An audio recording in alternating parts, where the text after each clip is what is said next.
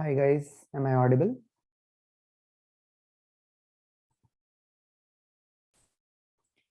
Okay, great. So let us begin. So yesterday we had started a new topic called dynamic programming, and I had given you guys a homework. The homework was to watch first few lectures of dynamic programming from your Renaissance dashboard. So how many of you could watch that?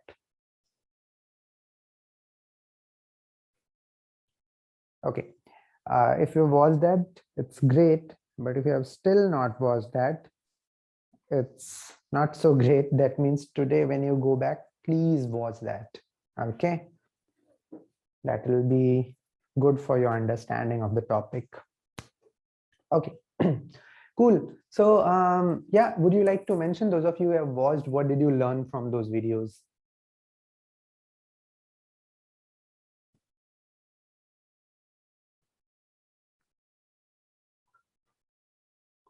Top bottom DP. Okay, I think I talked about it yesterday in the class as well. Apart from that, bottom top, yeah. Anything else than that?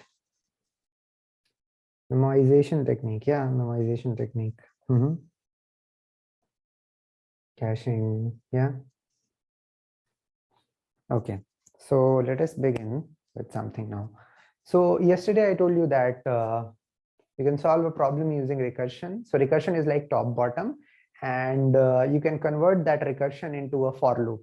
So that will be iteration. Okay. So now we are going to take a very simple problem. You guys must have heard about something called as a Fibonacci numbers, right? So Fibonacci numbers is nothing but a special family of numbers where it is said that your term 0 is 0, term 1 is 1, and then you say that ti is equals to ti minus 1 plus ti minus 2. And this is true for all the values of I which is greater than 1. So it means that current term is nothing but sum of previous two terms. So 0 and 1, if they are my first two terms, then the next term will be 1 plus 0, which is 1. And then the next term will be 1 plus 1, which is 2. Then the next term will be 2 plus 1, which is 3. That's how it goes. Okay. So now you must have solved this very basic problem in your first year or introduction to programming or something. So the question says that you will be given an integer n, and you just have to write a piece of code that finds nth Fibonacci number. How many of you can solve this simple problem?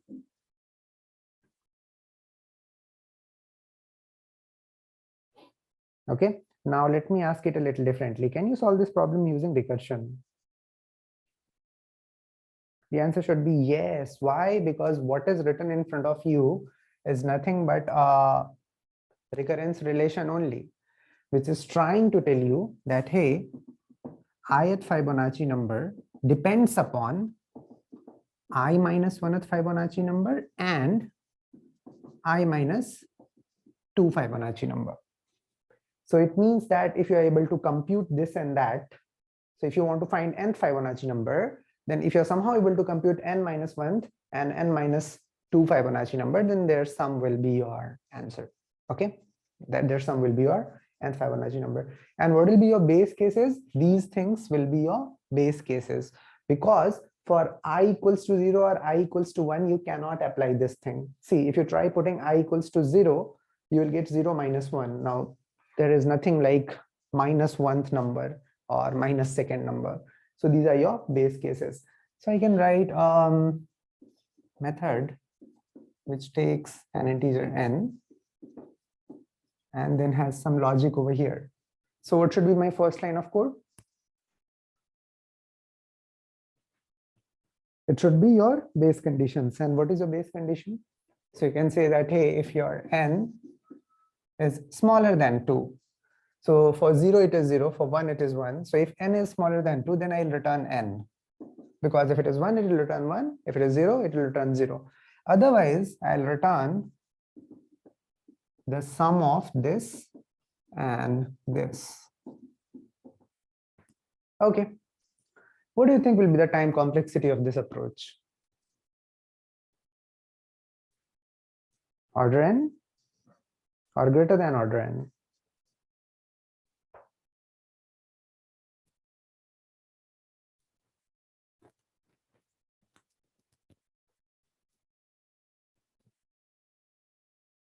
Okay, 2 of you are saying it will be greater than order n, and some of you are saying order n square and so on and on. Okay, let's just talk about it. So guys, in order to understand how this code really works, what we need to do is we need to draw its recursion tree diagram. That will give us a lot of fair idea. So let's say you are interested in finding the 5th Fibonacci number. So you will call this function for 5. Now this f of 5, you know, we'll call f of 4 and f of 3. So it will call f of 4 and f of 3. Now this f of 4, when it is called, again it will call f of 3 and f of 2. So it will call f of 3 here, and then it will call f of 2 there. Now this f of 3, when called, again it will call f of 2 and f of 1. It calls f of 2 and f of 1. That is how the control will keep moving down and down and down. Okay, and then whenever you arrive at a value of input which is smaller than 2, you will return, and then the values will keep on getting added and keep on, you know, moving towards the upward direction. You know, the important thing here to understand is that f of 3, which you are computing over here, you will compute that here again, isn't it? Yes or no? Correct. Similarly, can you tell me any Fibonacci number which you will recompute according to this tree? F of 3 is being computed twice. Apart from that, anything else which is also being computed twice? Yes, very clearly. Those of you who are looking, you can say f of 2, which I am computing here, I'll compute that in the future again here. Correct. So these are some really important points to understand. Why? Because you are doing a work again. So let's say you have found out 3rd Fibonacci number at time t equals to t dash. Then why find it again at time t equals to t double dash? It's a nonsense thing to do. If you have solved a problem, then the better thing is that store the solution of this problem somewhere. So maybe let's say if f of 3 is equals to x, then you can store that x somewhere. And then when at a future time you want f of 3 again, then instead of solving that from scratch, you can look up from here that f of 3 was x, right? Cool. So we will talk more about how exactly to do this, but this phenomena of repetition of problems is called as overlapping subproblems. Overlapping subproblems. Does it make sense to everyone? What do I mean by overlapping subproblems? Right? Okay. And it happens very frequently in recursive codes. Why it happens very frequently in recursive code? The reason for that is very simple. In recursion, you do not keep moving in one direction. In recursion, what happens is you come back and then you take another direction. And now who knows that something that you stumbled upon in this direction, you will stumble upon that in the next direction as well. Who knows that? It might happen, correct? Cool. So overlapping subproblems. Now, why I'm calling it as subproblem? I'm calling it as subproblem because my actual problem is for n. Now, f of n depends upon f of n minus 1, which further depends upon f of n minus 2 and n minus 3. So these smaller values of problems, they'll be regarded as subproblems. So whenever you are writing a recursive code that has overlapping subproblems in it, then the complexity of that will be higher than what you would have thought. Okay. So if you try to analyze the complexity, the time complexity over here, we might not be able to analyze it completely, but we will be able to give an upper bound to it. So see, can you realize this is a binary tree? Like this is a node, it has 2 children. Then again, this is a node, it has 2 children. So it's a binary tree. Okay, can you guess the height of this binary tree? The height would be n. Why? Because if let's say this thing was n, then this thing would have been n minus 1, n minus 2, n minus 3. It would go on and on till it becomes 1. So this height would have been n units.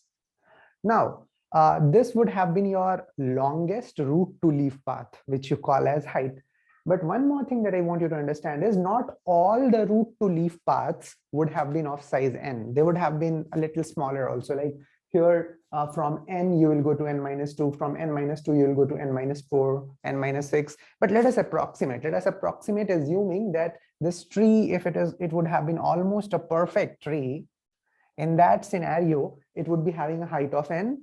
And now recall your lectures on trees. If the height is n, then roughly how many nodes would be there? 2 power n, correct?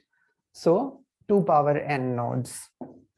So it means if you are using this particular code, that means you are invoking 2 power n function calls. And each function call, what each function call is doing, it is just adding the two numbers, right? So each function call is doing order one task only, but there are too many function calls. So total work would have been order of 2 power n would have been your time complexity. And now this is literally bad because it means that if you want to figure out, let's say 100th Fibonacci number, then you are going to take 2 power 100 time. I mean, your CPU could even hang in that much of time. Your computer could just stop responding to what you want to solve. Does that make sense to everyone that how it is 2 power n? Just type in yes or no. Yeah. Okay, great. So yeah. So this 2 power n is a consequence of this phenomena, overlapping subproblems. Now, how do we get rid of overlapping subproblems? Any thoughts around that? So I had told you this thing here itself. Whenever you solve a problem or subproblem, then store its solution somewhere. Now, see, f of 3, if f of 3 is equals to x, then you do not just need to store x, but you also need to attach this x with 3. If you do not attach this x with 3, how will you be able to recognize it in future that, hey, for 3, the answer was x? So do you see what we have to do? This can be thought of as your problem ID, and this can be thought of as a solution. So every problem can have a problem ID. And now in this case, the problem ID is that number itself, that n itself for which you are finding f of n. Do you understand this particular thing? Just type in yes or no. Right? Now, another important thing to understand over here is that when you are finding f of n, the subproblems that you will encounter, they will be having, let's call it I, then this I will be smaller than or equals to n only. Why? Because of your recurrence relation, you know, this n is dependent on n minus 1, this is dependent on n minus 2. So the values are reducing only. So it will never ever happen that for finding nth Fibonacci number, you need to know about n plus 1th Fibonacci number. It will never ever happen like that. Correct? So it means that all the problem IDs that I'll get, those problem IDs will be lying in the range from 0 to n. Correct? So now what I can think is, let's have an array, and let's have an array of size n plus 1. Why I'm saying n plus 1? Because from 0 to n, there are n plus 1 numbers, not n numbers. Basic law of counting. So if I have an array of n plus 1, then what I can say is that if f of 3 is equals to x, and if I have computed that to be x, then in this array, I'll store array of 3 as x. This is exactly this behavior. So you're utilizing the index of the array to mean something that is your problem ID. And the value present in that element of the array is the solution corresponding to that problem ID. This style of doing things is called as memoization.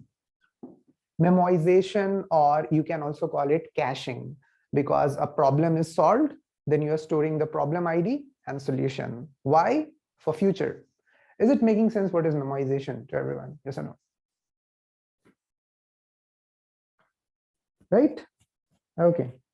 So now if it makes sense, can I change this current code and make it compliant to my memoization logic so that I don't do the stupid thing of solving one problem again and again? So the answer is it can be done very easily. Let's talk about that. So the first thing that I need is I need to declare that array, which will help me to memorize things. So it can be a global array, or you can also pass it by reference. The only important thing is do not create new copy of this array again and again in every other function call. No, either pass it by reference or have it declared globally. And specifying its size is super important. Because why the size is super important? Because you do not know how many unique problem IDs you are going to get, right? So you have to focus your attention very clearly on how many unique problem IDs I am going to get. You have to figure that number out, and then only you'll be able to come up with the size. So in this case, if the Fibonacci number that we want is n, then the sub problems that I'll be encountering will be from 0 to n. So the size of this should be n plus 1. So this is the first thing that you should figure out, how large my memoization array should be. And how do you figure that out? You figure that out by figuring out how many unique subproblems you will encounter. Is it making sense how to figure out the size of your memoization array? Just type in yes or no. Yeah. Okay. Now, what you should do is you should initialize this to some value. So maybe you should initialize it to all -1, -1, -1. Why initializing this array to a default value is important? Because you should be able to check whether a current problem has been solved or not. For example, let's say this was your array. Now, let's say your recursion came from 5 to 4, from 4 to 3, right? Now, the very first thing you should do is you should look at slot number 3 in this array. When you look at slot number 3, you see that the value is -1. When you see that the value is -1, that means you are encountering this problem f of 3 for the first time. When you are encountering it for the first time, you should solve it. You should solve it and store its solution. So when encountering for the first time, we will solve and store. Why store? For future. But when you encounter it for second, third, or whatever time, then you will not solve and store. Then you will just fetch and return. You will just fetch and return. As simple as that. So this is our base case. This is anyways trivial. After base case, what is the logic that I should have? Let's say your n was, let's say you are at time t equals to t double dash and your n is equals to 3. So what is the first thing that you want to do? Do you want to directly solve for third Fibonacci number, or do you want to first check whether, yeah, you need to check. So you need to check if array of this n is not equals to -1. Now see, if array of n is not equals to -1, that means array of n must have been solved, or nth problem must have been solved. And if it is solved, then all that you should do is you should return it. So fetch and return, which is return array of n. Correct? So this process is called as, this very step is called as memcheck. You are checking your memoization array, whether the problem has been already solved or not. And after this, what to do? See, if this condition was not true, it means array of n was -1. That means you are encountering the problem for the first time. If you are encountering for the first time, you should solve it in the normal way. Now, how do you find nth Fibonacci number? You find nth Fibonacci number by calling n-1, n-2, and adding them up. So now you're solving it, but should you just solve and leave? The answer is no.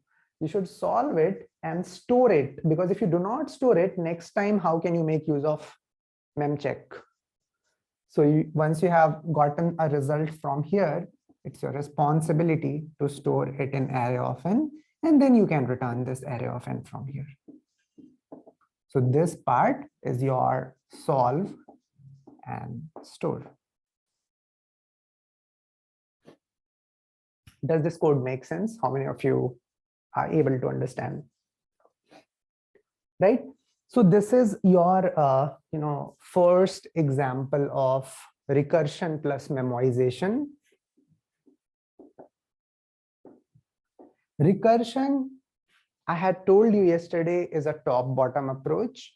But when you attach memoization to it, then you are making recursion smarter. Why you are making it smarter? Because now your recursion is not doing same thing again and again. So such kind of thing is called as DP, or in other words, top-bottom DP. Does it make sense to everyone? Yes or no? One of you asking why we have taken array size n+1. You think about that. Why is it n+1?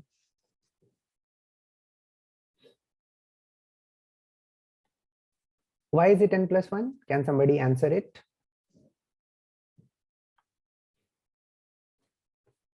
I had told you at the beginning, when you are trying to find nth Fibonacci number, you will realize that it depends upon all the Fibonacci numbers which are smaller than equals to n.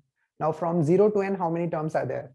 Just count from 0 to 4, how many terms are there? You'll get your answer. Yeah.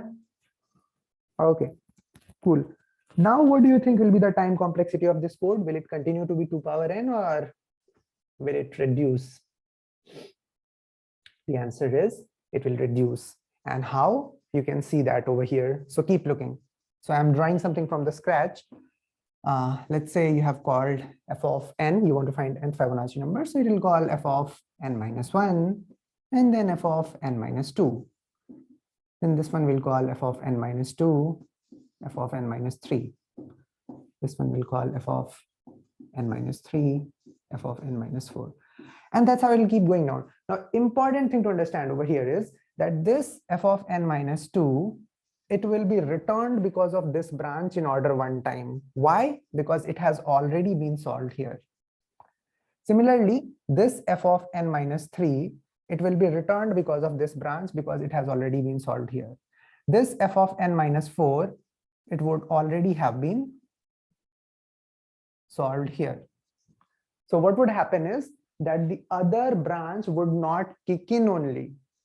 Why? Because of memoization. So it would have been a linear branch of size n, and then all the other things would have been returned in order and order one time. So it would not give them an opportunity to grow like that.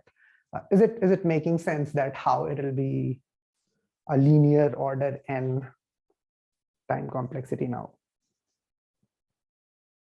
Correct? Okay. Cool. So this is top bottom DP. Now you might be wondering what is bottom top DP. So bottom top DP is that which is written without recursion. So because you write it without recursion, you don't even need to memorize it, but you need to do something else. Let's talk about that. So you guys would already have learned how to figure out nth Fibonacci number without using recursion. And there again, you can say that, hey, I already have relation with me, which says that ith Fibonacci number is the sum of previous two. Correct? So don't you think I can just create an array, initialize this array with 0 and 1, and then this element, and then I can just follow this formula. Just follow this formula and keep getting the value of next term from the previous two terms. Same thing here, 2, same thing here, 3. And that way you'll have your job done, right? You know, this kind of approach is called as tabulation. People call it tabulation, and technically it is bottom top DP. Why tabulation? Because you have created a table and you are filling it in a sequential way. From the smallest possible Fibonacci number, you are filling it, which is contrary to this, where you are first calling for n. Does it make sense to everyone that how this is a bottom top DP and how this is a top bottom DP? Now you will realize that time complexity here also it will be order n only, nothing different than that. Okay. So you can even go ahead and write its code. So this is super easy. I'm not going to code that. You can create an array, initialize the first two elements, and then keep populating. The key thing that I want you to keep in your mind is before you will write your for loop, you will first initialize these two elements. Do you get that? when you initialize these two elements, you will write something like this: array 0 equals to 0, array 1 equals to 1. This thing is called as initialization. Okay, here what was it? It was your base case. So now what I'm going to tell you is super important.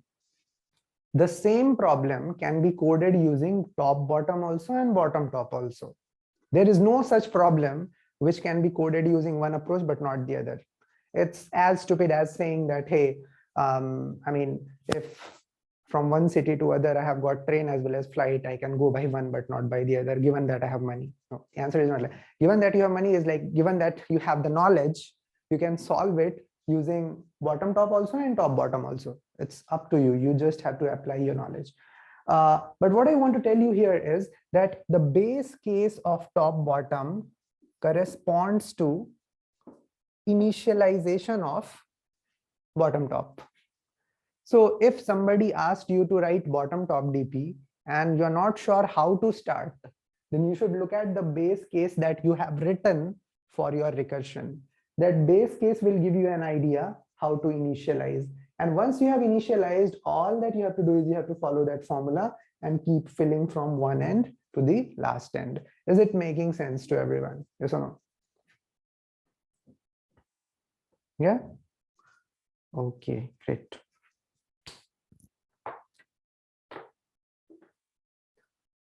So now we can move on from here. You guys have understood what is memoization, and I have given you a very simple example of bottom top and top bottom DP. Any questions? Feel free to ask.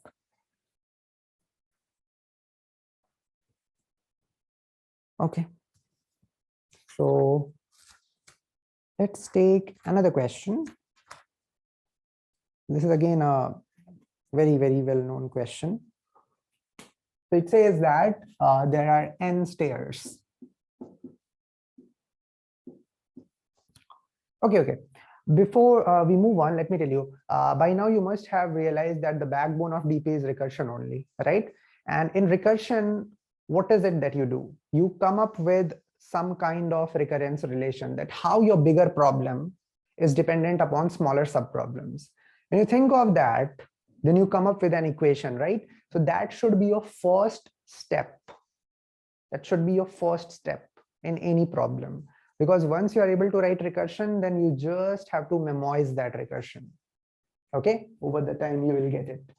So let's say there are n stairs. Let's say n is equals to 3 for now. So you have got something like that.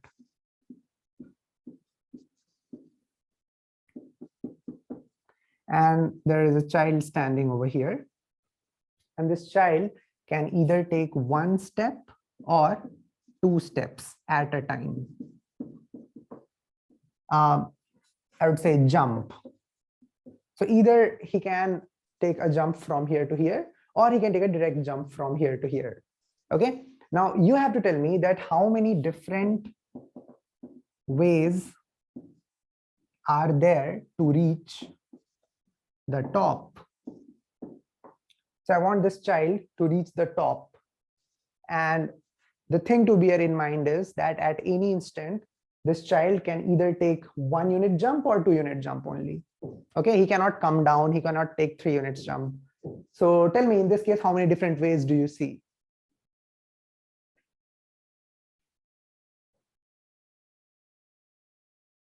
Okay, so it's very easy to figure out. Everyone look at the board. So first way is 1 unit, 1 unit, 1 unit. I can even write it as it is a unique path, different from all the others. I can write it as 1, 1, 1, because all the units are 1, 1, 1. Okay, second way could have been 1 unit and then 2 units. So I can write it as 1, 2. And then there is one more way that I am missing. Can somebody tell me? Yeah, 2, 1. So this child could have first taken a 2 units jump and then a 1 unit jump. So it could be written as 2, 1. So these are the 3 distinct ways to reach the top. Now, how do I solve this problem? So before you think about DP and all, top, bottom, this and that, just clear the clutter from your mind and think about it very clearly that is there a way I can express this problem in terms of smaller subproblems? So forget about number of ways to climb n stairs. Think about number of ways to climb fewer than n stairs. Now, how much fewer, that you have to decide, think of it. One of you is saying we can think in terms of Fibonacci. Others, what do you feel?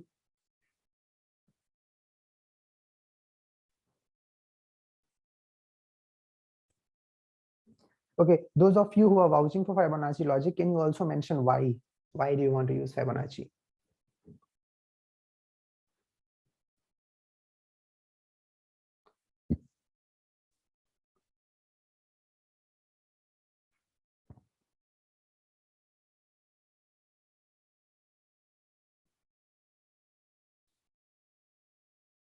Okay, let's just think of it. So I'm going to draw something separately over here. The target should not be to learn solutions. The target should be to learn how to think. Okay, so that I'm going to help you out with here. So listen very carefully. See, if there was a big staircase, I don't really care how big. Okay, and then there was a boy standing here. Now tell me one thing. I want this boy to get to the top. Okay. My simple question to you is, every path that has been taken, it can be written as a sequence of ones and twos, right? Now, what would have been the last step or the last number of any sequence? The last number of any sequence would either have been 1 or it would have been 2, nothing else than that. What does it mean? It means that the boy would have gotten here by making a last jump. I'm calling it by making a last jump of either 1 unit or 2 units. Can I say that? Yes or no? Boy would have gotten there by making a last jump of either 1 unit or 2 units. Now, if this is nth stair, tell me from which stair he would have gotten here by making 1 unit jump. From which stair? It would obviously have been n minus 1th stair. He would have made a 1 unit jump from here and then would have gotten here. Okay, from which stair he would have made a 2 unit jump and gotten at this location? It would have been from n minus 2th. So this is your n minus 1, this is your n minus 2. Now just think and tell me one thing. So let's say there are 2 family of sequences. First family is that which ends with 1, and second family is that which ends with 2. Can it ever happen that any sequence in this family is also present in this family? The answer is no. How is that possible? Any sequence that ends with 1 cannot end with 2 because 1 is not equals to 2, right? Now, what can I say? I can say that, hey, if I know how many different ways are there in which this boy can reach here, and how many different ways are there in which this boy can reach here, then my job is done. I repeat it. If I know how many different ways are there in which this boy can reach here, and how many different ways are there in which this boy can reach here, then my job is done. Because out of all the ways in which this boy can reach here, all those ways can be appended with a 2 unit jump, and that will lead the boy to this location. Similarly, out of all the ways that lead the boy to this stair, if I append those ways with a 1 unit jump, that will take this boy here. Is it making sense? Just type in yes or no. Correct? Now, what does it mean? It means that f of n is somehow related to f of n minus 1 and f of n minus 2. Now, what is f of n minus 1? F of n minus 1 is total number of ways to reach n minus 1 following this same rule. And f of n minus 2 is total number of ways to reach n minus 2 following the same rule. And we just realized that none of these ways will be equal to any of the way present in the other. because anyway, I mean, any style of jumps in which the last jump was 1 unit, it cannot be equal to any style of jump in which the last jump was 2 units. Now, because both of them do not have any intersection, any commonality in between them, so whatever is their sum, that will be my answer. This is how this thing has come up. Is it making sense? How did we craft this equation? Just type in yes or no. Now, let me tell you, it is very easy to say that, hey, we can solve the same problem using Fibonacci. You can learn this equation, but that will be of 0 value because you will not be able to apply the same knowledge elsewhere. So you have to think how you come up with something like that. To come up with something like that, all the logic that I have given so far should be thought of. Okay. The very first step is to think that to solve a bigger problem, what are the essential smaller sub-problems that it depends upon? And then you can move on. Correct? Okay. Now this is exactly as Fibonacci. So it is super easy to write the, I would say, bottom top code for it. Okay. So what you can do is you can just say that, let me initialize some values, and then you can follow up with other values. So if this is your stair number 1, and this is your stair number 2, can you tell me what will be your f of 1? How many ways to reach here? There is only one way, by taking a 1 unit jump. And what will be f of 2? How many ways are there to reach second stair? 2. Okay, let me answer one question. One of you is saying it should be 1 plus that.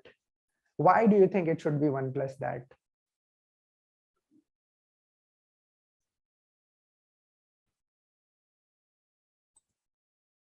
Last step. What do you mean by last step? See, look at it again. Let's understand it very, very clearly. Let's look at this example itself. How many ways are there to reach at n equals to 3? It is dependent upon how many ways are there to reach at n equals to 2 and n equals to 1. Now tell me, how many ways are there to reach n equals to 2? The first way is 1, 1. Second way is directly 2. And how many ways are there to reach n equals to 1? There is only one way, which is 1 unit. Now, when I write this, what I'm saying is that with all these things, you append when you are at n equals to 2, you append a 1 unit jump. When you append a 1 unit jump to this and that, you are able to create this and this. And when you add 2 unit jump to this, you are able to create this. So that's it. You sum up the number of ways here and number of ways here and you get your answer. That's it. Why are you adding 1 to something? You're not creating a new way. All that I said was you are appending 1 to everything present here and you are appending 2 to everything present over there. I think that kind of makes sense. Is it clear to everyone else as well? If at all you had such kind of confusion. Okay, one of you is asking, can we go starting from bottom step to top step? I did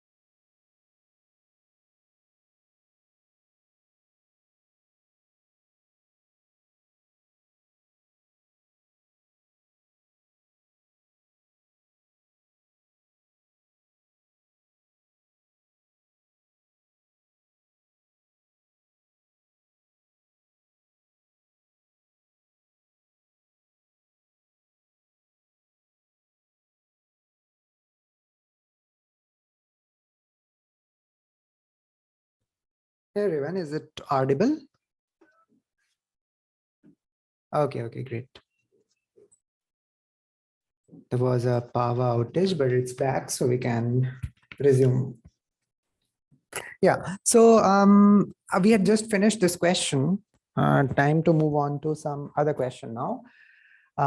You guys, please feel free to code it using top bottom as well as bottom top. You just have to think about your relevant termination conditions or base cases.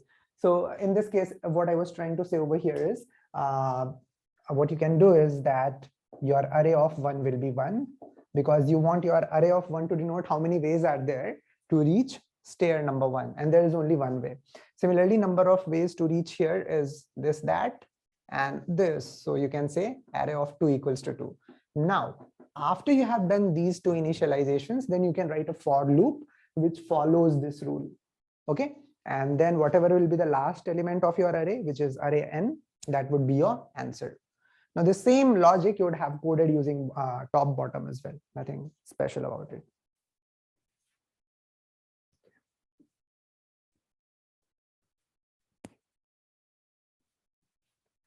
Let's take another question. So this again is a very, very well-known question. Has been asked in a lot of interviews. Does everyone understand what is the meaning of a subsequence? What is a subsequence and how is it different from a subarray?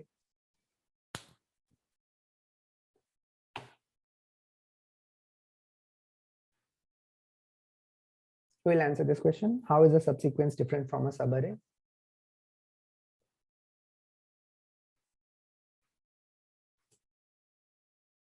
Yeah, can be non-contiguous also. The important thing about subsequence is, see, if you have an array that contains 2, 1, 4, 6, 3, something like that, subarray is a contiguous chunk. For example, this is a subarray because it is contiguous. Similarly, this is another subarray. But when you talk about subsequence, it needs not be contiguous. The subsequence means you have these set of elements and now you drop some of them, and whatever remains is a subsequence. So if you decide to drop this and that, what remains is 2, 4, 3. So 2, 4, 3 is also a subsequence. It makes sense to everyone? What is a subsequence? Yes or no? Okay. Now let's come to the question. The question is that we have been given an integer array of size n, and we have to find maximum sum subsequence. Maximum sum subsequence such that no two elements are adjacent.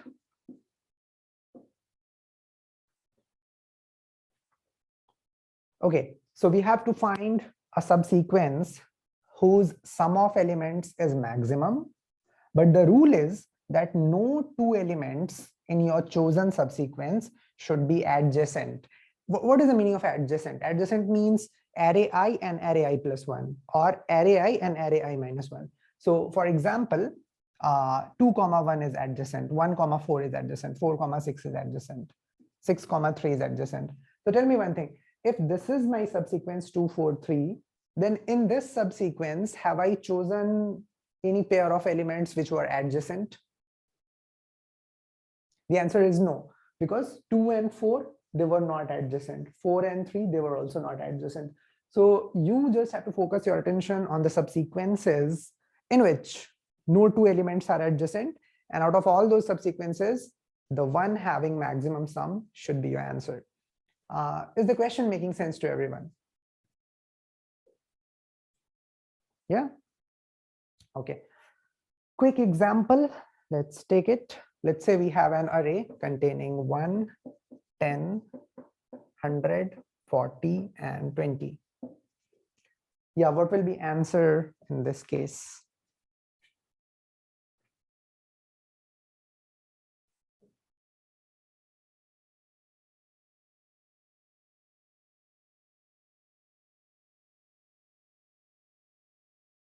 Okay, one of you is saying the answer will be 1. Really? Is 1 the maximum sum that you would be able to create? Think about it. Okay, cool. So in this case, the answer will be for this particular subsequence. If you take 120, you will get 121. The answer is 121. Now, some of you are giving certain approaches. You are saying that if we take alternate elements, will that always create the largest sum? Is it correct? Like here we have been able to create, to pick alternate elements, creating the maximum sum. But is that the right thing to say, that, hey, pick all the alternate elements and that will give you the maximum sum? A lot of you are saying no. Can you tell me why? Can you give a counter example? Yeah. So Suraj has given a very good counter example: 100, 1, 1, and 200. So what will be your answer in this case? 300.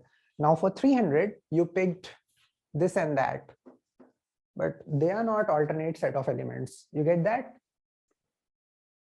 Everyone? Yeah. Why this approach was wrong? Okay. Now people come up with certain other set of approaches also. I'll tell you what they do.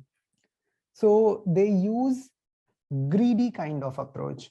We will talk about greedy algorithms later, but the name itself is so explanatory that you will be able to understand what is greedy. Greedy means whatever is best at the present moment, that they will choose. So they will say, okay, I have two options from the beginning, 1 and 10.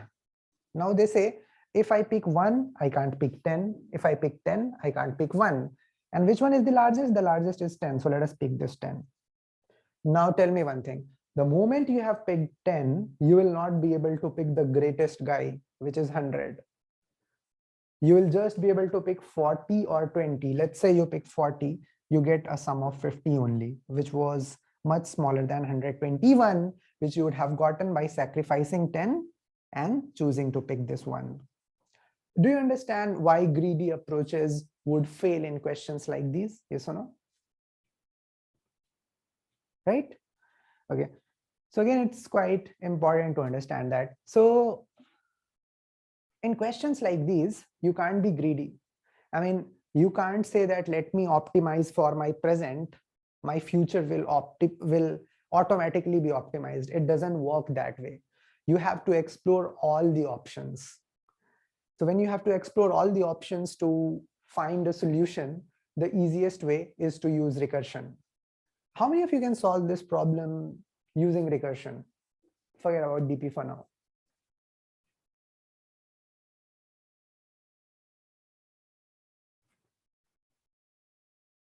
Okay. So you guys have been using recursion, you have been solving some problems. You know, in recursion, the key thing that helps you out to write recurrence relations or recurrence equations is your elements of choice. Elements of choice means that at any instant of time, how many different choices do you have, right? How many different choices do you have?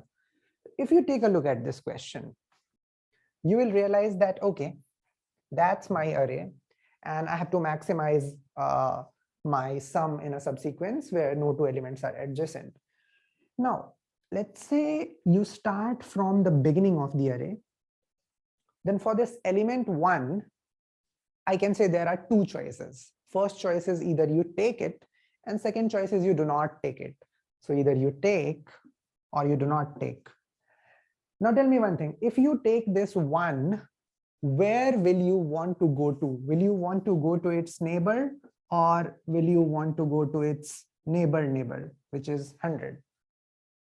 Where will you want to go? You will want to go to 100 directly, right? Because the moment you have taken this element, it means you cannot take the element after it. So if you took ith element, then you have to transition immediately to I plus 2th element. Correct? So if you are taking something, let's say ith element, then you are going to get a of I in your sum. But after that, you will jump on to I plus 2th element. So this is what will happen. Okay. But if you do not take this element, then you have enough liberty to directly jump to this element. Okay, so in this case, because you have not taken it, you will not get the contribution of AI, but you will directly move on to f of I plus 1. So these transitions have happened from f of I depending on where you took AI or you did not take AI. So if you take AI, then you get AI contribution. And now the part that you have to check is from I plus 2 onwards, because you can't take this. But if you did not take this, then you will not get the contribution, but the range that you will have will be larger. It will be from I plus 1 onwards. Does it make sense, whatever is written on the board? Yes or no? This diagram especially. Yeah, tell me, which part do you want me to repeat? Others also, it's quite important to understand. One of you is saying, what if compute the sum of both the sequence? What is both the sequence here? This diagram I have explained by saying multiple things. So can you pinpoint few things which you did not get? As in, you did not understand like how these relations came, or you did not understand what is the meaning of took and didn't. What exactly? Tell me that. Okay, cool. So one of you was saying take sum of both the subsequences. What is both the subsequences here? Are you still stuck in first alternate and second alternate? If you are stuck in it, you will not get right answer, because in this case I told you the answer is 100 plus 200, which is neither of the two subsequences.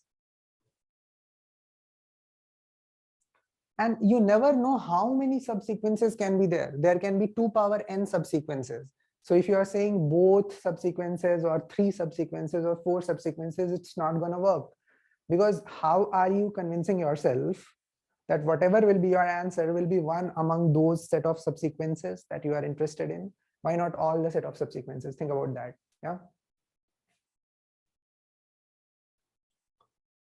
Okay, how these relations came and how to decide which alternate to take. You are not deciding anything. You are just doing all the things that are possible. You are doing all things that are possible. You're not skipping any option, because you don't know. You don't know that picking which elements is going to give you maximum sum. Okay, so let's look at it again. You want to figure out the answer for the entire array. The answer for the entire array for this question. Now I told you, if you understand the question really well, you will be able to understand if you take 1, you cannot take 10. Now let's generalize it. It means if you take AI, you cannot take AI plus 1. That means you have to jump directly to AI plus 2. That is what I have done. So if you are at ith element, and if you decide to take it, you will of course get AI in your sum, and then you have to directly jump to f of I plus 2. And this means if you do not take AI, then you do not get the contribution of this element. That is the reason you don't have AI plus something, but you will jump on to I plus 1 instead of I plus 2. That is what this diagram is trying to illustrate. Does that make sense? Yes or no? And is it skipping anything? The answer is no. It is considering all the things that are possible. Whenever you are at an element, you consider that branch also in which you are taking it, and you consider that branch also in which you are not taking it. Now again, when you are at, let's say, f of I plus 2, there will be 2 choices again. And those 2 choices will be when you took that element and when you didn't take that element. So if you take this element, you will get AI plus 2 plus what will come? Tell me.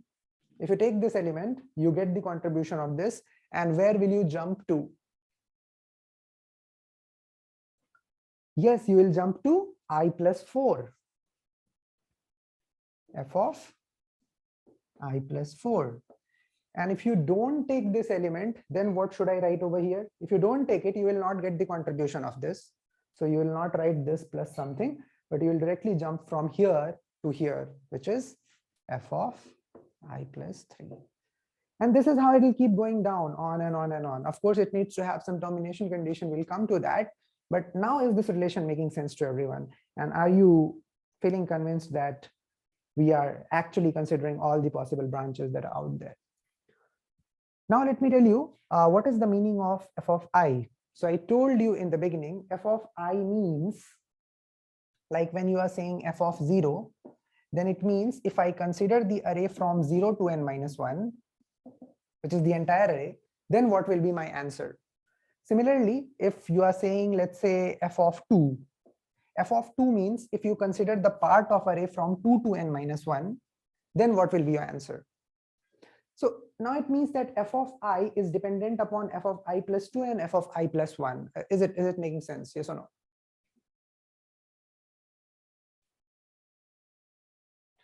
Now, one of you is saying, can't we take fi plus 3 instead of fi plus 2? So that will be a bad thing to do. Why do you want to skip this element?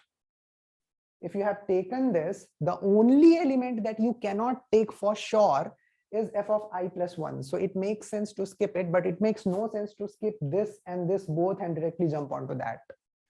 So you just skip it and come over here. That is the reason you have come from f of I to f of I plus 1. Now again, here you have option to either take it or not take it. But if you would have directly come from here to here, you would never have had an option to take that 100 with yourself. Is it making sense? Yes or no?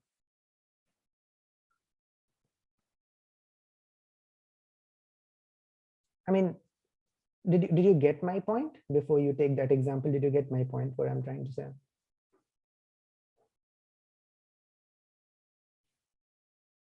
Then the job is done, right?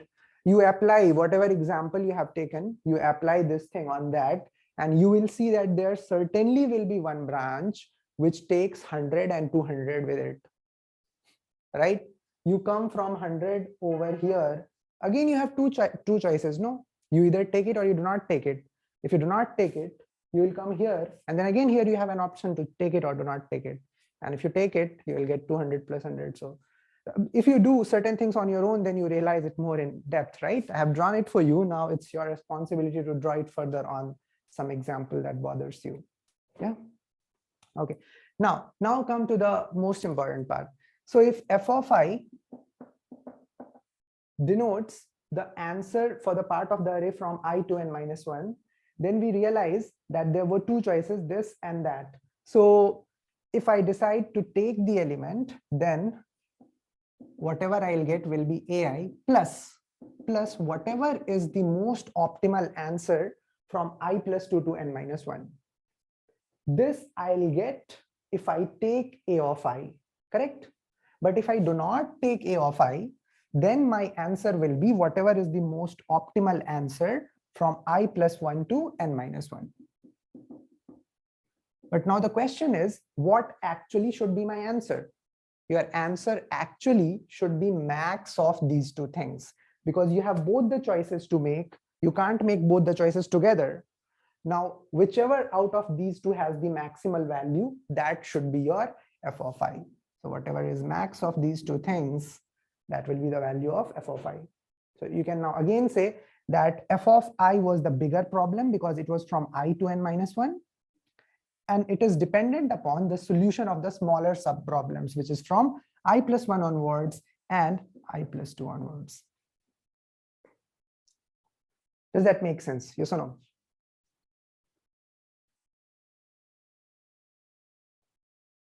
You guys can code this particular thing. Let us code it, okay? Let's say we have int, that function is, let's say, f only for now, int I. So to start with, you will pass I equals to 0 because you want to solve for the entire array from 0 to n minus 1. The first thing should be your base case. So I want you guys to talk to me about the base case. What should it be? When to terminate? Do you realize here that you start from f equals to 0 and then you move on in the positive direction? So from I equals to 0, you move on to I equals to 2, I equals to 1, then I equals to 4, I equals to 3. That's how you keep moving on and on. So So eventually what will happen is that your I might become greater than n minus 1. The last element's index is n minus 1. So I might become greater than n minus 1. So let me write it differently. I greater than equals to n. It can happen. It can literally happen. And let me give you a very solid example of that. See, if you are at this element and you apply this rule of taking and not taking again. So if you take this element, then from index n minus 1, you will go to n. Sorry. If you take this element, then from index n minus 1, you will go to n plus 1 by adding 2 to it. But if you do not take this element, you will go to n. So what is the meaning of such scenarios? Whenever your I becomes greater than equals to n, that means you have no elements to take. You have empty set of elements. And if you have empty set of elements, then what is the maximum sum that you can make from them? The maximum sum that you can make from empty set of elements is 0. You can't pick anything. Is it making sense to everyone? Just type in yes or no. Yeah, okay. So that gives you your termination condition. So you can say that if ever in my recursion, I becomes greater than equals to n, return 0. Okay. Otherwise, what to do? Just make these two calls. I mean, this is a call, you are adding something to it because in the first option, you decided to take a of I with you. So you will return maximum of 2 items. The first item is ai plus f of I plus 2. And the second item is f of I plus 1. Right? Okay, how many of you realize that, hey, here also relation is not exactly Fibonacci-ish, but it looks like Fibonacci, because in Fibonacci number, f of I was dependent on f of I minus 1, f of I minus 2. Here, f of I is dependent on f of I plus 2, f of I plus 1. Do you see some sort of analogy like that? Yes or no? So again, just exactly like Fibonacci, is it possible that overlapping subproblems end up coming over here? Yes or no? They very well can. Correct? So what to do? Memoization, right? Okay.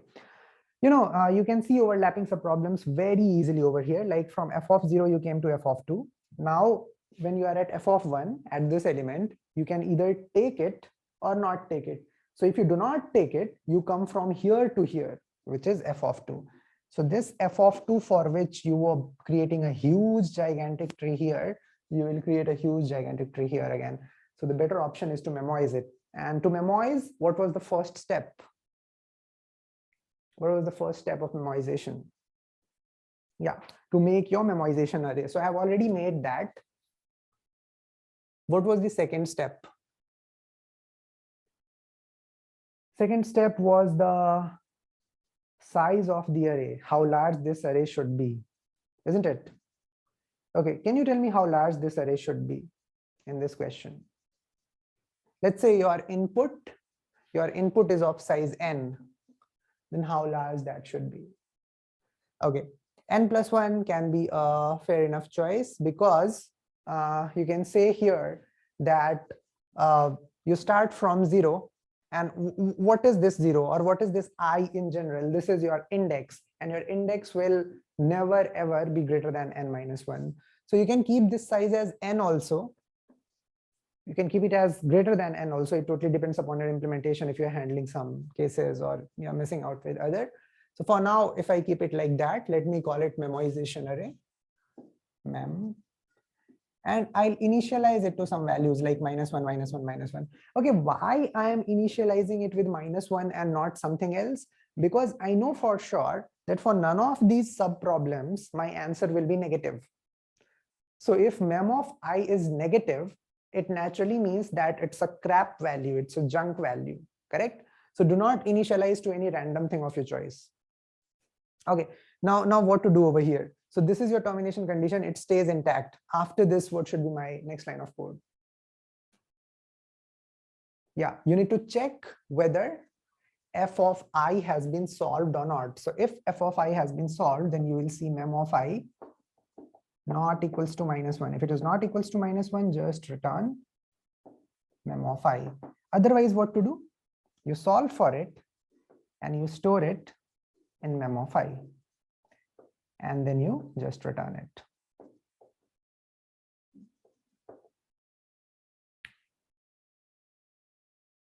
Correct? Make sense to all? Yes or no? Okay.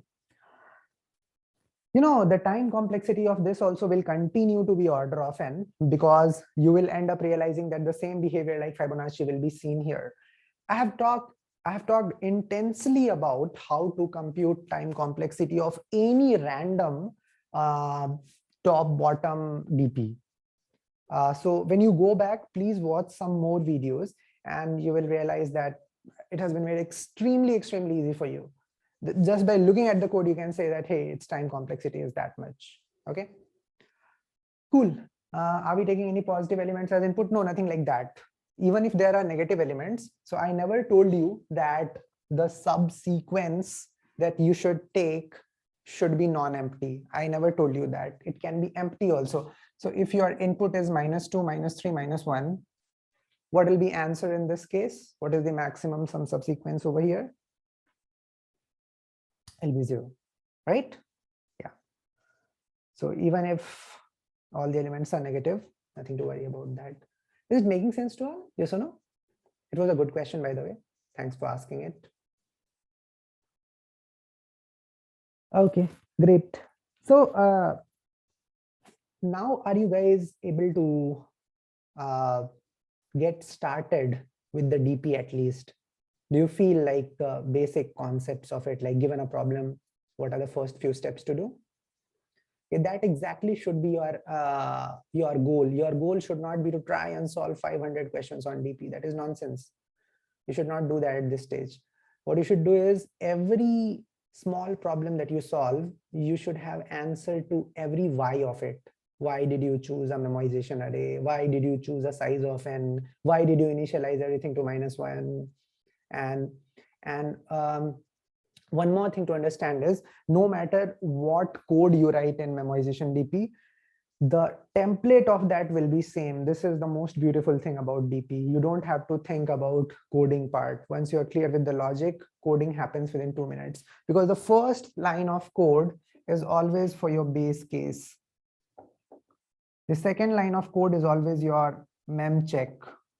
The third line of code is always, solve and store and return over here.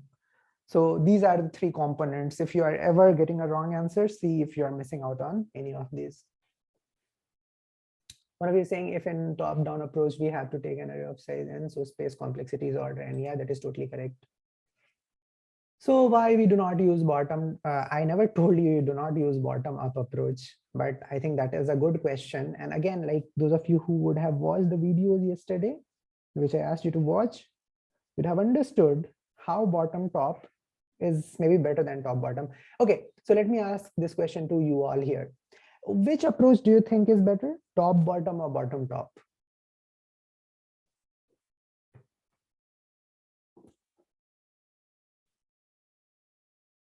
Or you don't know, you're just not able to figure out?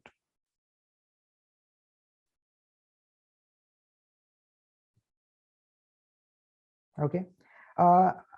Okay, it'll be great if you guys also give some logic. I think your friends will learn from that, right? Why do you think top bottom will be better? Why do you think bottom top will be better? Yeah.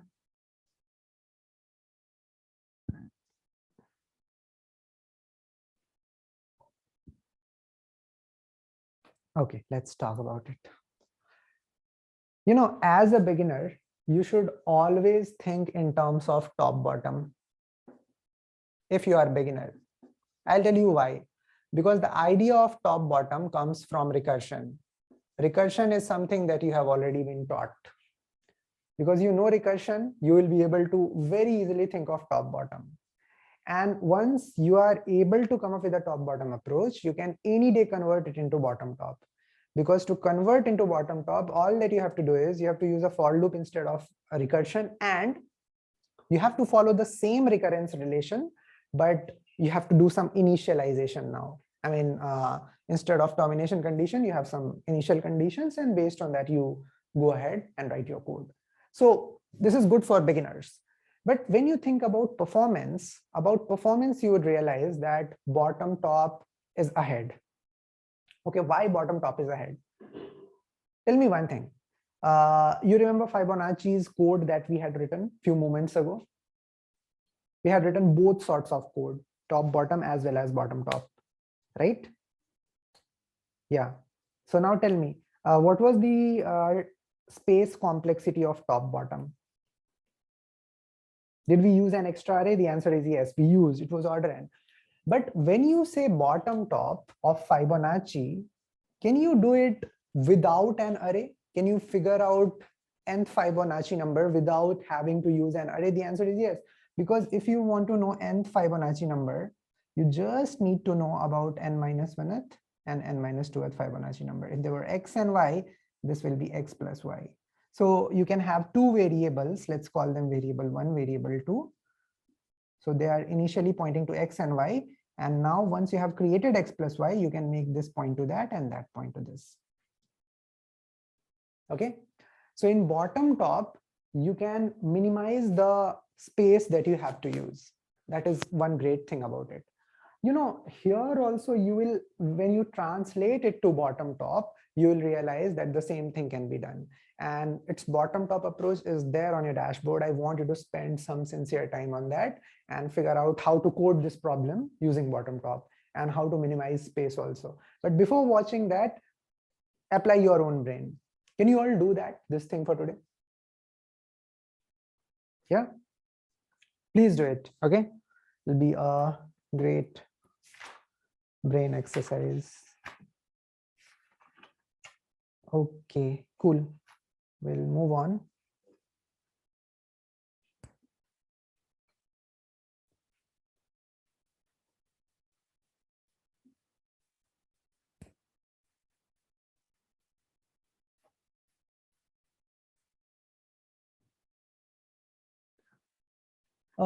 Any doubts so far you can ask before I move on to take another question?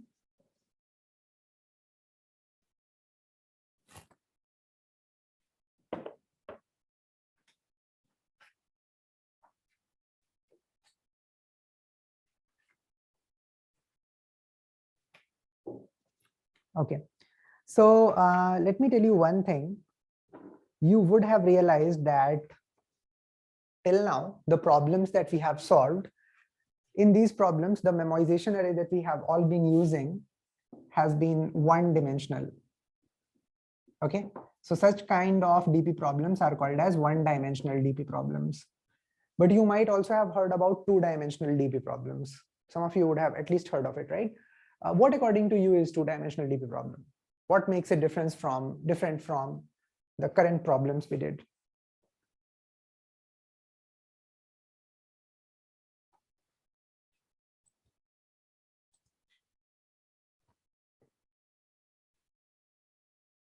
Any guesses? Two arguments, good. So two-dimensional DP would be that in which memoization array that you would have to use would be of two dimension.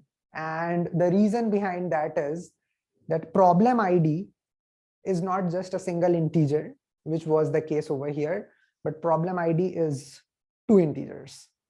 Okay, so let's talk about our first problem of that category.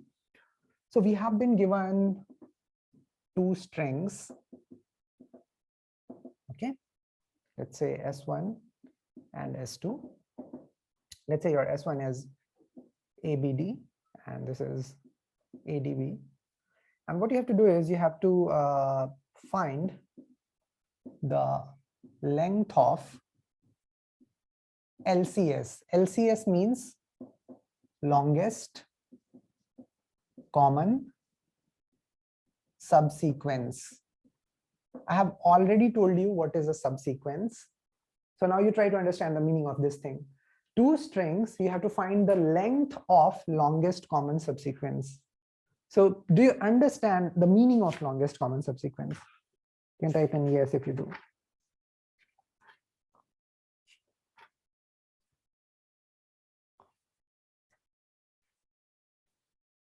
Okay, what is the longest common subsequence for S1 and S2?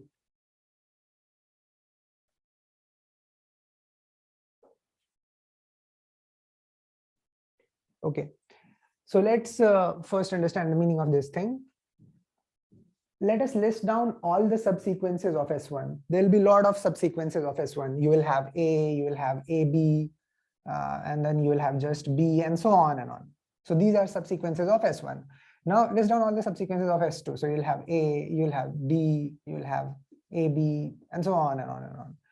Now, out of all the subsequences, you will see that there are certain common subsequences, like AB is a subsequence of S1 also, and AB is a subsequence of S2 also. Now, out of all the common subsequences, I'm interested in the longest one.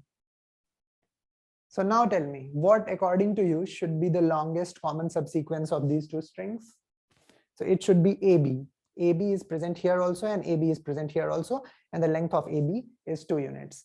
But apart from AB, I can have AD also, like AD is a subsequence here also, and AD is a subsequence here also, but it is of the same length too. The question demands the length, so I can just output 2, and that would be my answer. Is it now clear to everyone what is the meaning of longest common subsequence? Yes or no?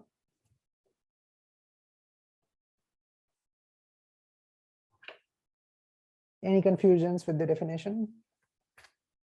Okay, so let's say your string 1 is AABCB and string 2 is ABAB. What is the longest common subsequence here?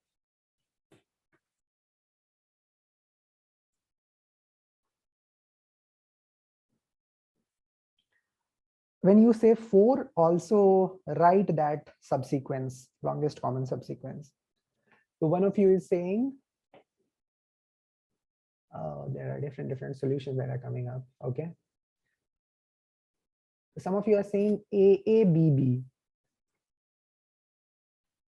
AABB is present here. Is AABB present here as a subsequence? The answer is no. So that is not, right? But how about AAB? So AAB is present here, and AAB is present here also. And you will realize that the length of this is 3. And there is no other subsequence of length greater than 3, which is common in S1 and S2. So your answer here should be 3. Is it making sense to everyone? Yes or no? Yeah, instead of picking AAB, you could also have picked ABB. ABB, right? So there also the length is 3 only. Cool. So can you write a brute force algorithm, a very simple algorithm that somehow figures out the length of the longest subsequence? How many of you can do that? What will be the approach? So your approach will be super easy. What you can do is you can just create all the subsequences. Do you guys know how to print all the subsequences for a given string or for a given array? Have you learned that? All the subsequences of a sequence. Okay, how can I do this thing? Can I use recursion to do this thing? Yes or no? Yeah, you can. So using recursion, you can generate all these things. Using recursion, again, you can generate all these things, and then you can try to find how many, which all subsequences are common, and you can gather those. And out of that, whichever has the maximum length, that will be answer. This is your brute force approach, which is totally correct.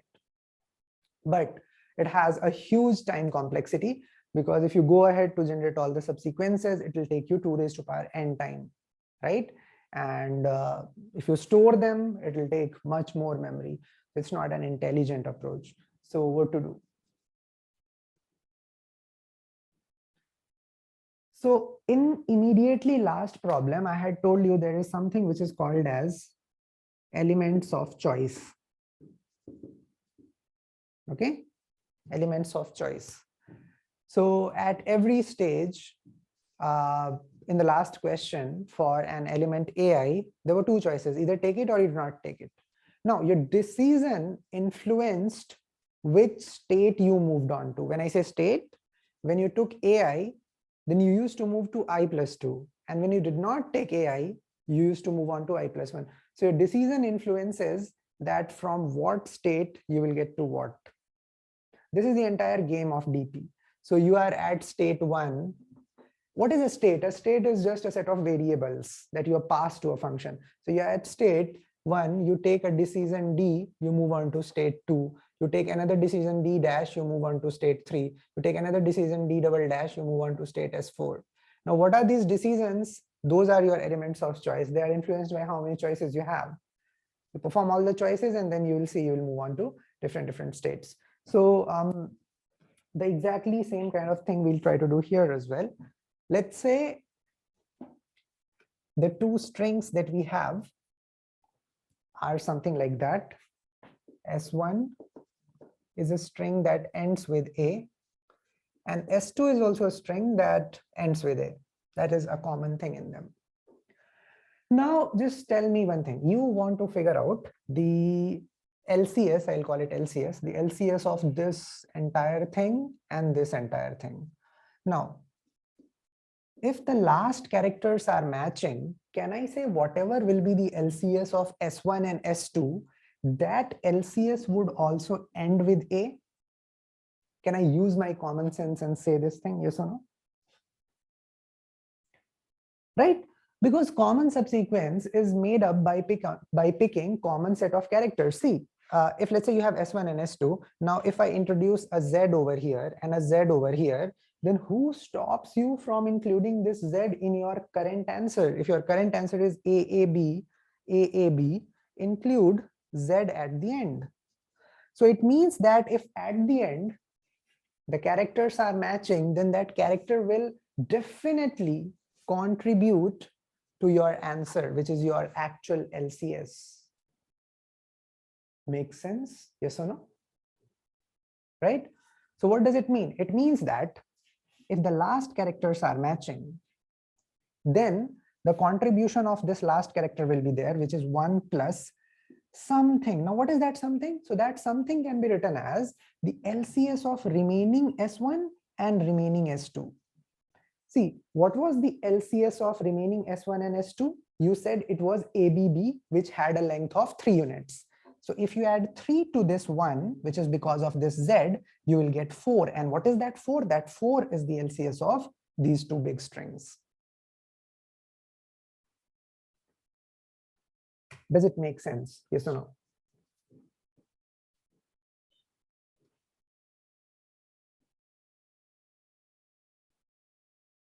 Others? Any questions around this?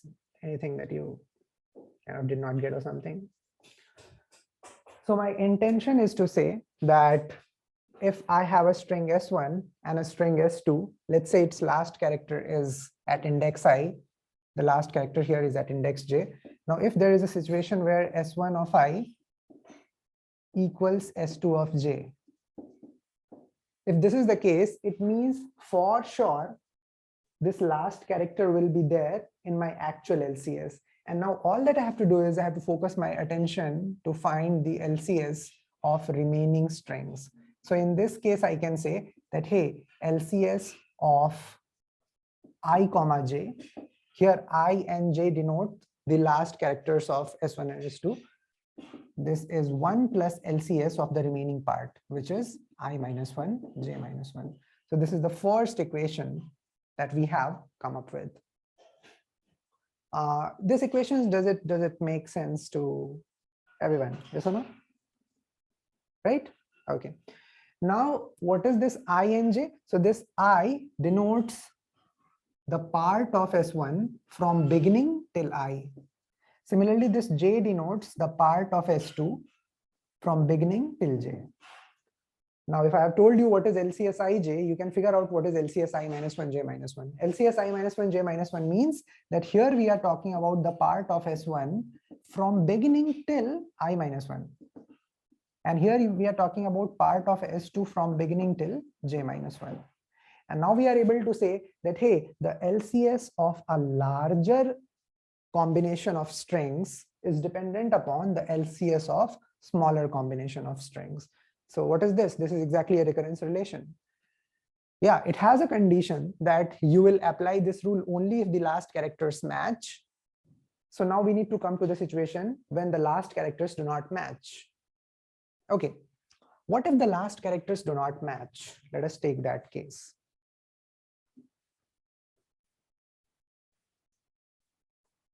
Let's say you have got S1 ending with A and S2 ending with B. Can you tell me what to do in this scenario? This is your ith character, this is your jth character. What to do here? Will the same recurrence be applicable for this scenario where S1i and S2j do not match? The answer is no. Why? Because of a very simple reason, that A and B do not match against one another. So their match cannot make a contribution. In fact, it is correct to say it is incorrect to say they are matched because they are not matching only. So what to do? So I'll tell you one very interesting thing that people do. People kick out this thing also, and then they say that, hey, now just focus on finding the LCS of the remaining parts. So in this situation, they say LCS of ij. I have already defined what is LCS of ij, which is super important for you to understand. They say LCS of ij is equals to LCS of I minus 1 j minus 1. That's it, they say. Is it correct to write this thing when the last characters haven't matched?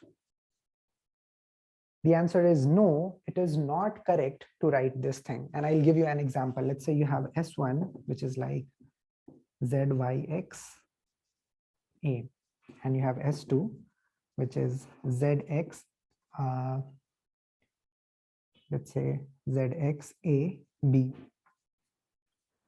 Who will tell me the answer for this case? What is the longest common subsequence over here? It is ZXA. Now you can see that here the last characters are not matching. If the last characters are not matching, and you will say that, hey, the LCS will be the same as LCS of this much part. So now tell me, what is the LCS of this much part, which I have boxed? It is ZX. It is ZX. ZX is present here as well as here. But what is the LCS of the actual two strings? The LCS of the actual two strings is ZXA. ZXA. So it is not correct to say that if the characters are not matching, then only figure out the LCS of remaining part and that will be your answer. It is not correct to say that. Is it making sense to everyone that why this is not correct? And the reason behind that is very, very simple, because who knows, this A could match some other A. This A did not match against this B. This A did not match against this B. This is totally okay. But this A could have matched some other A that could have lied before it. Similarly, this B could have matched some other B that could have lied before it. Do you see the point? Yes or no? Correct? So it means that, hey, I and J do not match together, but this I, when taken into account, can match with some other B that comes before it. So what I'll do is, when I keep my I over here, I'll move my J by 1 unit. So writing this means you are trying to now figure out the LCS of this much part with this much part, because this A should be given an opportunity to match with some other A that could have possibly lied before B. Similarly, a different style could have been that who knows that this particular B could have matched against some other B. So keeping J intact, you are moving your I and thereby giving this B a chance to match some other B. So this can be expressed as LCS of I minus 1J. The only difference between this and that is here your I is intact and J has moved. And here your J is intact and I has moved. Here you are giving an opportunity for A to match with something, and here you are giving an opportunity for B to match something. And you do not know what will match because you do not know what the future is. So you are exploring both these opportunities. Is that making sense? How many of you are getting the recurrences written? Yeah, but you do not know where the solution will come from. What if the LCS of I comma j minus 1 is 3 and LCS of this is 5? then you would want to take the max of these two. So whatever is the max of these two things, that would be your answer. So now it means that, hey, if the last characters match, then LCS of ij will make this call. So imagine there is a function funcij. So if S1i, S2j match, then funcij calls func I minus 1, j minus 1, adds 1 to it, and that is your answer. But if the characters do not match, then f of I comma j will call two methods. First is for ij minus 1 and second is for I minus 1j, and whatever is max of those, that would be your answer. Okay, is it making sense to everyone sitting over here? Yes or no? Yeah. Okay, cool. Can you code it? How many of you can code this idea? Right? When you go ahead to code it, you will also have to think about the termination condition. Now, how is your I and j changing?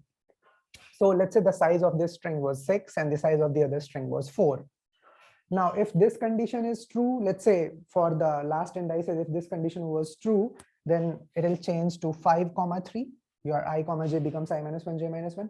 And let's say now, if at 5 comma 3 this condition is true, then there will be two calls that will be happening, like 5 comma 2 and 4 comma 3. But you will see that the value of I and j are reducing over the time. When they are reducing over the time, eventually it can happen that your I becomes minus 1. Okay, when your I becomes minus 1, that means the part of S1 that you are considering is empty, because I denotes the prefix from 0 till index I, right? So if I is minus 1, that means there is no prefix in S1. That means an empty prefix. Similarly, if j is minus 1, then it denotes S2 is empty.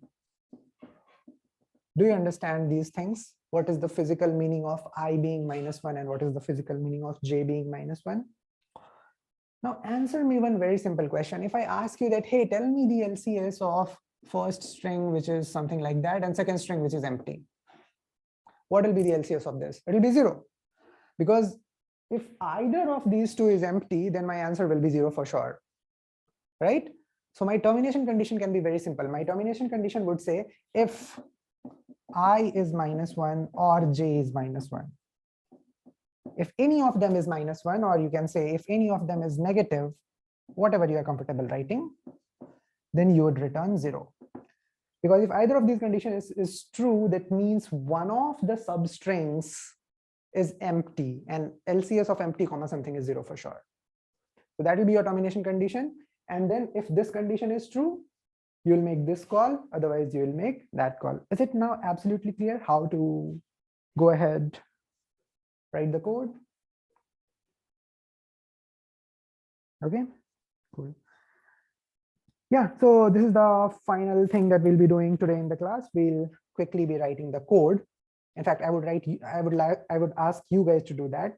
So take 2 minutes, write the code, and once you have written the code, just feel free to paste it in the chat box.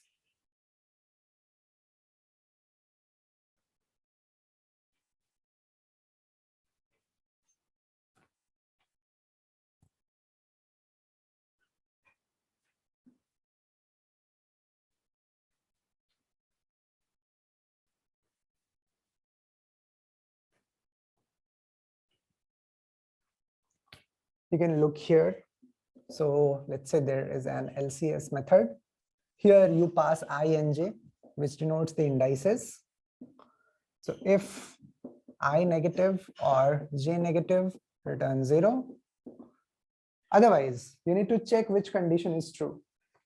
I mean, you need to check if the last characters of S1 and S2 match against one another or not. If they do, then you have to return 1 plus LCS of I minus 1, j minus 1. Correct? Otherwise, you have to return maximum of the two calls. The first call is ij minus 1, and the second call is I minus 1, j. That's it. Is it clear? How many of you are able to follow the code? Okay, do you see there can be overlapping subproblems in this particular code? Yes or no? Yeah. So now you have to memorize it. That is your homework. Tomorrow's class will be super important for DP because tomorrow we'll solve certain harder problems also. And also we'll be almost done with it so that we can move on to the other set of remaining topics. So that will be it for today. Make good use of your dashboard. It's flooded with a lot of important and easy to understand knowledge. And then come back tomorrow again. Those of you who have not still watched basic videos on DP, please watch it. Okay, that'll be it.